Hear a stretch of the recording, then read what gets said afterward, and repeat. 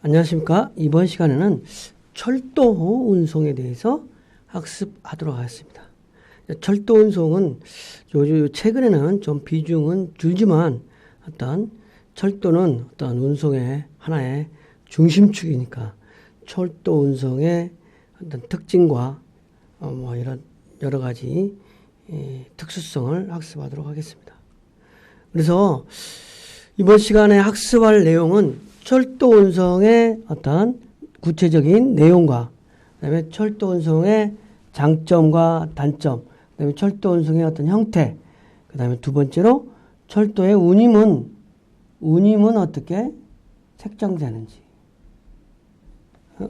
철도 운임이 어떻게 책정되는지 이러한 사항을 학습하도록 하겠습니다.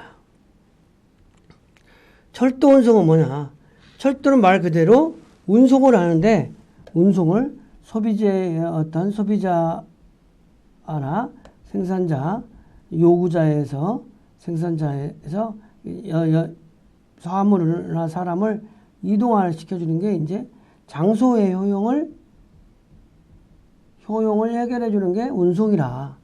근데 그 운송 중에서 철도 운송은 철도로 어떤 장소의 효용을 해결해 주는 거예요. 그래서 철도 운송은 철도역과 철도역 간의 간선 운송 구간에서 대량으로 화물을 운송하고 철도역에서 하주 문전 간 집하와 배송 그리고 하역 작업과 어떤 일부 보강 기능을 수행한다고 할 수 있겠습니다. 그러니까 철도역에서 철도역까지는 하지만 거기서 또 철도역에서 보관도 하고. 왜냐면 요즘 시멘트 옛날에는 석탄 이런 것들을 대량으로 이동하면서 보관하고 그런 일들을 철도 운송에서 담당을 했었다는 거죠. 철도 운송의 특징은 일단 친환경이라는 부분이 있는 거예요. 그리고 가격이 좀 저렴하다. 이런 부분이 있지만 도로 운송에 비해서 어떤 이산화탄소 배출량이 작다. 그래서 친환경 운송 수단이다. 에너지 효율성이 뛰어나서 어찌됐든 석탄이라든지 곡물, 광석, 옛날에는 산업재를 주로 산업 생산 시설을 주로 철도로 이동을 했던 거죠. 그리고 이제 지금은 이제 남북 간에 막혀서 그렇지만 시베리아 횡단철도, 중국 횡단철도, 시베리아 횡단철도, 그래서 우리나라가 통일이 된다면 어떤 철도로 유럽까지 어떤 화물을 운송하고 사람도 여행도 하고 그런 부분에 있어서 철도적인 측면에서는 어찌됐든 북한하고 가로막혀 있는 거가 상당히 장애 요인이 되는 거죠. 그렇지 않으면 지금 무궁무진한 어떤 철도 수요가 있고 그로 인해서 경제적인 파급 효과가 많을 텐데 말이죠. 그래서 철도 운송 형태와 컨테이너 하역 방식에 따라서 철도 운송의 형태가 조금 달라진다. 철도 운송의 형태는 여러 가지만 직행 운송, 컨테이너, 거점 운영 이런 방법이 있겠지만 직행 운송은 뭐냐면 그러니까 특정 출발역과 도착점을 정하여 중간에 쉬지 않고 바로 직행하는 거죠. 광물 같은 거, 시멘트 같은 거 이런 것들 직행. 어떤 강원도에서 성북역까지 직행한다든지 이런 식으로 직행 운송. 그다음에 컨테이너 운송은 어떤 컨테이너 운송은 직행 운송이지만 컨테이너 채로 운송을 하니까 컨테이너를 보관할 수 있는 항만이라든지 이런 거가 있는 중에서 출발역과 도착역 간을 컨테이너 전용 열차로 직행 운송하고 있다. 거점 운송은 이제 차급 운송을 하나로 지역별로 거점역을 정하고 그 거점역 간을 직통용 열차로 운송하는 방식이 거점역이다. 그러니까 철도도 우리가 우리가 이제 볼 수 있는 것 중에 9호선 전철역 보면 급행, 보통 열차는 다 쓰고 급행 열차 쉬는 경우가 다르잖아요. 급행 열차는 뭐 고속버스 터미널,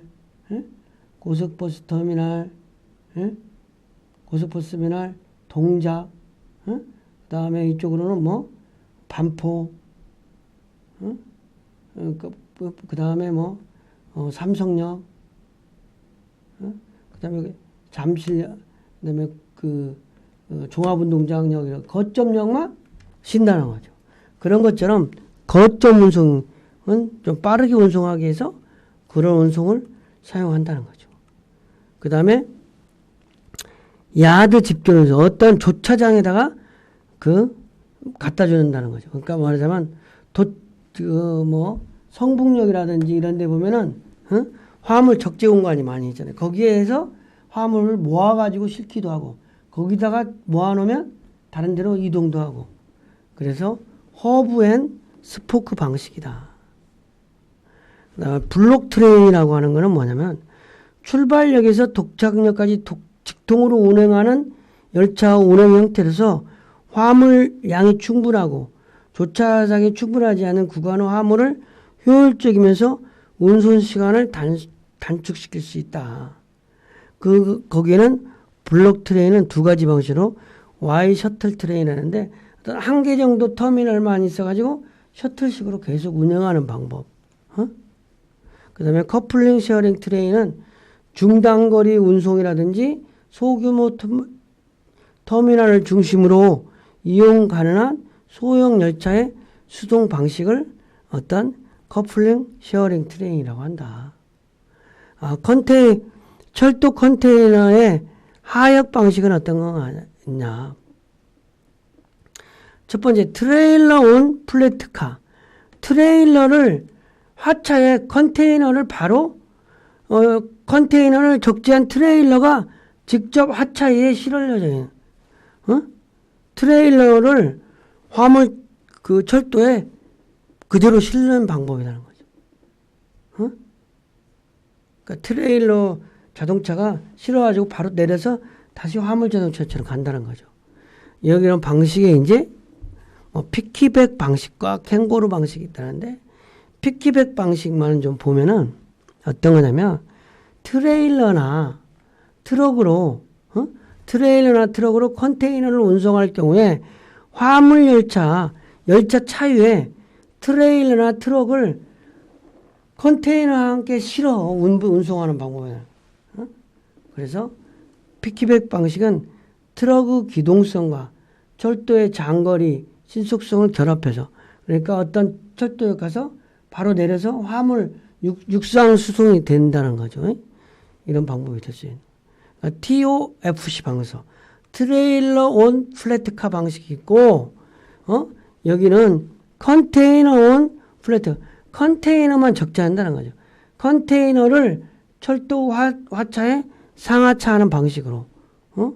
근데 이제 그거를 방식에 따라서 지게차에 컨테이너를 지게차로 이동하느냐, 매달라 실느냐, 플랫이 베느냐, 여러 가지 방법에 대해서 컨테이너를 실는 방법, 하차하는 방법에 따라서 좀 나눠질 수가 있다.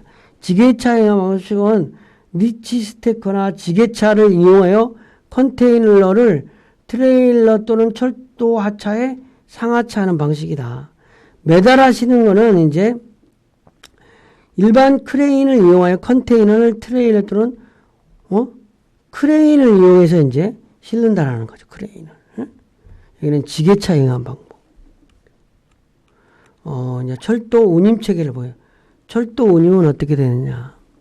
철도 운임은 일반 자급 화물과 컨테이너 화물하고 이제 구분할 수 있는데 기본 키로당 운임하고 영업거리, 중량 이게 당연하겠죠. 컨테이너 화물은 무엇을 실느냐에 따라서 다르겠죠.